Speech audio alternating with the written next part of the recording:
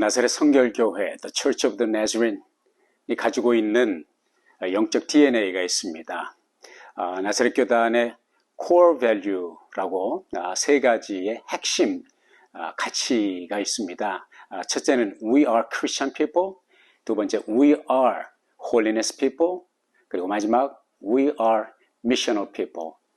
우리 나사렛 사람들은 첫째는 그리스도인들이요, 둘째는 성결의 사람들이요, 셋째는 미셔널, 선교의 사람들 혹은 사명의 사람들이다. 이런 세 가지 핵심 가치가 있습니다. 이러한 기독 정신, 크리스찬 DNA는 따지고 보면 역사적으로 요한 웨슬레의 신앙 정신에 그 뿌리를 두고 있다고 할 수가 있겠습니다. 여러분 아시겠지만 요한 웨슬레는 영국에서 태어났고 18세기를 복음으로 하나님의 역사를 위하여 큰 획을 그었던 영국의 영적 암흑기에 정말 유혈혁명의 위기 속에서 무혈혁명을 이끌어냈다고 평가할 만큼 위대한 하나님의 사람으로 쓰임을 받았던 사람이죠. 그가 처음부터 그렇게 하나님의 역사에 획기적인 그런 성공적인 그런 신화를 썼던 사람은 아닙니다.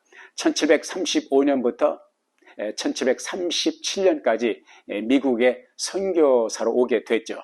그렇지만은 2년 반의 사역은 그냥 한마디로 말하면 실패였다고 할 만한 그러한 역사였습니다. 시리에 가득해서 대서양을 건너서 영국으로 돌아간 그였지만 하나님께서는 그때부터 새로운 역사를 그의 삶에 써나가기 시작했습니다. 1738년도 5월 24일 영국 런던의 올드스게이트 그 거리에 있는 작은 교회 저녁 성경 공부 또 저녁 예배에 참석하러 갔다가 그 앞에서 마틴 루터가 기록한 로마서 강의 서문을 읽고 있는 동안에 하나님의 놀라운 성령의 타치, 하나님의 성령의 놀라운 감동과 강력한 임재를 체험하게 되죠. 그가 일기장에 그때의 그 역사를 기록해 놓았을 만큼 요한 웨슬레의 삶에 있어서 엄청나고 큰 전기였다고 할 수가 있겠고, 이것은 영국의 놀라운 영적 변화의 하나의 발화점이 되었다고 볼 수가 있습니다. 그때부터 요한 웨슬레는 뜨거운 성결의 복음을 가지고 성결의 또 복음의 열정을 가지고 전국을 다니면서 5개 집회를 하게 되죠. 그가 처음부터 5개 집회를 선호했던 것은 아닙니다. 그러나 강력한 하나님의 기름 부음과 성령의 역사, 그리고 이제 그 복음의 역사 열매가 나타나면서 영국 국교의 교권주의자들, 종교 지도자들이 시기와 질투의 화실에 쌓여서 요한 웨슬레에게 복음을 전할 수 있는 교회 문을 열어주지를 않았습니다. 교회마다 문을 닫고 요한 웨슬레가 복음을 전할 수 있는 기회를 얻지 못하게 되자 어쩔 수 없이 그는 옥외에서, 거리에서 이제 많은 사람들을 이제 복음을 전하는 그런 역사를 일으키게 되죠. 수백 명, 또 수천 명, 많게는 만 명, 또 때로는 2만 명이라고 하는 엄청난 군중이 운집돼서 복음을 전하게 될 때 하나님의 놀라운 기름 부음이 따르는 표적과 함께 변화의 역사를 일으키게 되죠. 복음의 놀라운 역사, 기름 부음의 역사를 이제 경험했는가 하면 또 다른 한편으로는 많은 박해를 받게 되죠. 요한 웨슬레가 복음을 전할 때에 놀라운 변화들이 나타나는데, 예를 들면은 술집이 문을 닫아야 되고, 또 유곽들이 문을 닫아야 되고, 유흥업소, 또 도박장들이 문을 닫아야 되는 그런 상황이 벌어지게 되죠. 이를테면 사도행전에 보면 사도 바울이 복음을 전할 때에 귀신 들려서 귀신에 신접해서 신통하게 점을 치었던, 그래서 주인에게 이제 그 돈을 많이 벌게 해주었던 그 아이가, 그 소녀가 사도 바울의 복음을 듣고 변화가 되어서 다시는 이제 신접한 사람으로서 활동할 수 없게 될 때에 인간적으로 보면 그 아이를 앞세워서 돈벌이를 했던 그 소유주가 분개하게 되죠. 왜? 돈을 벌지 못하게 되니까. 이와 마찬가지로 유흥업소, 도박장, 또 성인 클럽, 유곽들을 운영했던 사람들이 이 영국 거리의 변화를 가져오는 이 주동자 요한 웨슬레를 싫어하게 되죠. 증오하게 되죠. 그리고 핍박자로 돌변하게 되죠. 특별히 예를 들면은 영국의 중서부 지역에 있는 스태포드 주의 북쪽에 보면은 왈살이라든지 또 아니면 달레스톤이라든지 윈스베리 같은 지역의 사람들은 주민들이 굉장히 성격이 난폭하고 그리고 불량배들이 많이 있었습니다. 1743년 10월 달에 윈스베리로 와서 복음을 전하는데, 복음을 전하고 집으로 돌아오게 됐을 때에 그 폭도들이 그 숙소에 포위를 하게 되고 요한 웨슬레를 나오라고 죽이려고 이제 협박 공갈을 하게 됩니다. 상황이 이렇게 돌아가는 것을 알게 된 요한 웨슬레는 이제 사람을 보내서 밖에 주동자를 들어오게 했습니다. 그 우두머리 되는 사람을 초청해서 자기 집으로 돌아오게 했을 때 요한 웨슬레가 그 사람과 함께 정말 살기가 등등해서 당장 요한 웨슬레를 잡아먹을 것 같았던 이 주동자, 이 괴수에게 이야기를 하면서 그 사람이 놀라운 성령의 감동 속에 변화가 되고 갑자기 온순한 어린 양과 같이 변화가 되죠. 그리고 나서 이 사람에게 부탁을 합니다. 당신이 나가서 나를 가장 극렬하게 반대하는 사람들을 데리고 오십시오. 내가 그들과 함께 대화를 하기를 원합니다. 그 요한 웨슬레의 요청을 따라서 이 사람이 밖으로 나가서 주동자 또 몇 사람을 데리고 들어오는데 두 사람이 따라 들어오게 되죠. 이 두 사람도 역시 살기 등등해서 요한 웨슬레를 당장이라도 공격을 할 그런 자세를 가졌지만 이 요한 웨슬레와 몇 마디 대화를 주고 받는 동안에 눈 녹듯이 그들의 마음이 변화되고 온순하게 바뀌어지게 됩니다. 이제 세 사람, 주동자 세 사람을 변화시킨, 굴복시킨 이 요한 웨슬레가 밖으로 나와서 이제 사람들 앞에, 그 모여있는 수많은 사람들 앞에 의자를 놓고 그 위에 올라가서, 여러분, What do you want to do to me? 당신들이 나에게 무엇을 하기를 원합니까? 이렇게 담대하게 또 차분하게 사랑의 눈빛을 가지고 이야기를 할 때 많은 사람들이 그때 감동을 받고 감명을 받고 돌아갔지만 아직도 남은 200명, 300명의 사람들이 요한 웨슬레에게 외칩니다. 우리는 당신들을 법정 앞에, 법 앞에 세우기를 원하고 심판을 받기를 원합니다. 그러면서 요한 웨슬레를 이끌고 이 300명이 되는 이 폭도들이 빗속을 들고 그 밤중에 1시간을 걸어서 지방장관에게 가죠. 지방장관의 문을 두드리지만 저들이 기대했던 것과는 정반대로 지방장관은 문을 열어주지 않습니다. 저들의 요청을 들어주지 않습니다.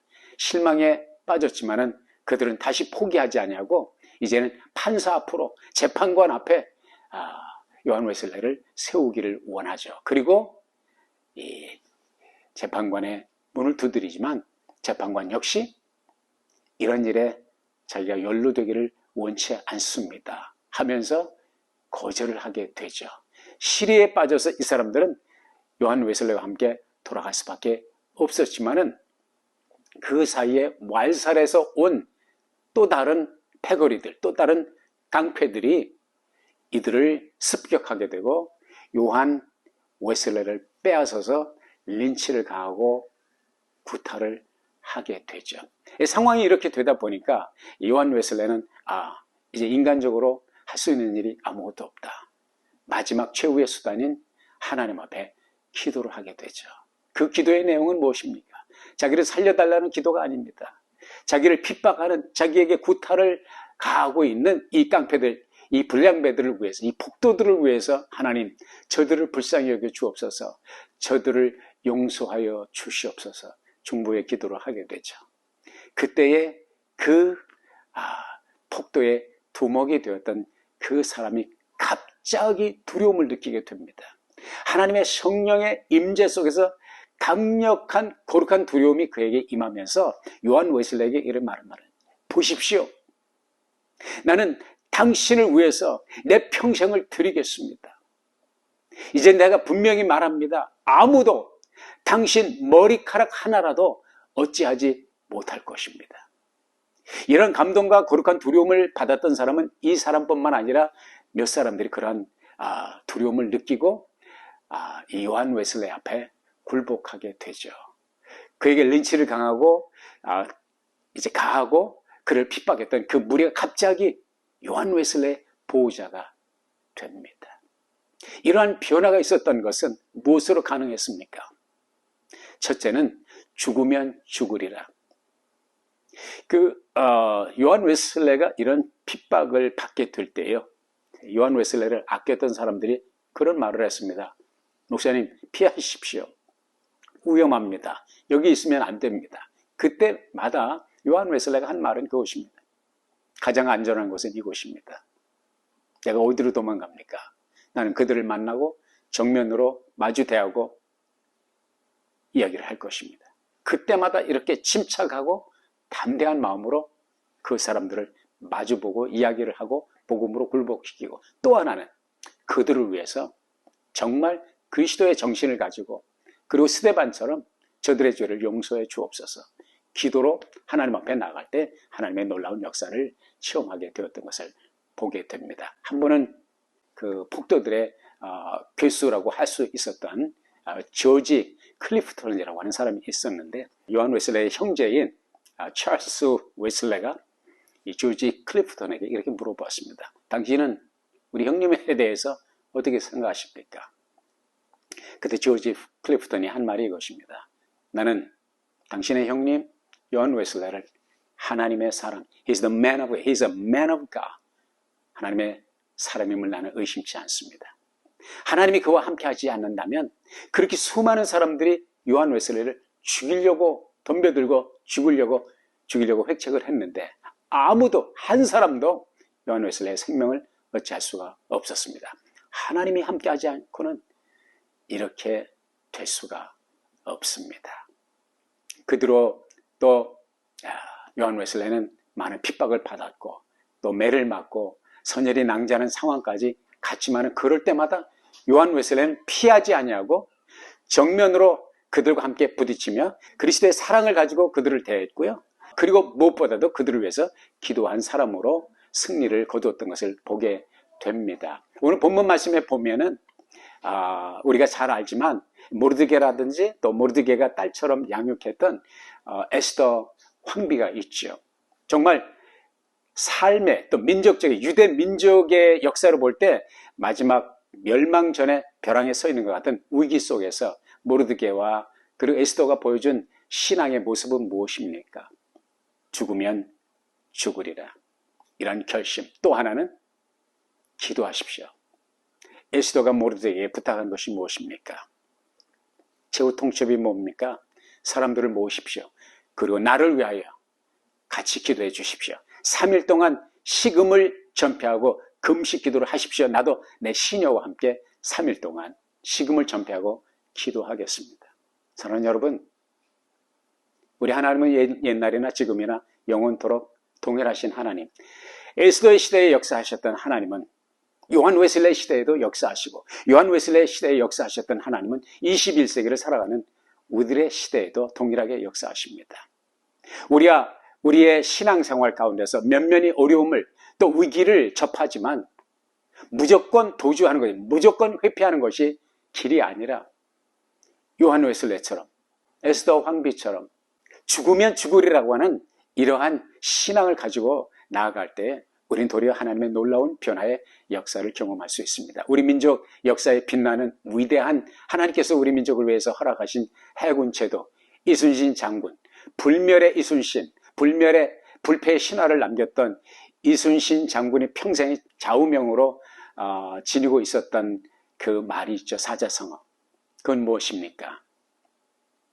필생즉사, 필사즉생. 살고자 하는 자는 죽을 것이요, 죽고자 하는 자는 살 것이다. 이 좌우명을 가지고 평생 그 불패의 신화를 남겼고 불멸의 이순신이 되었습니다.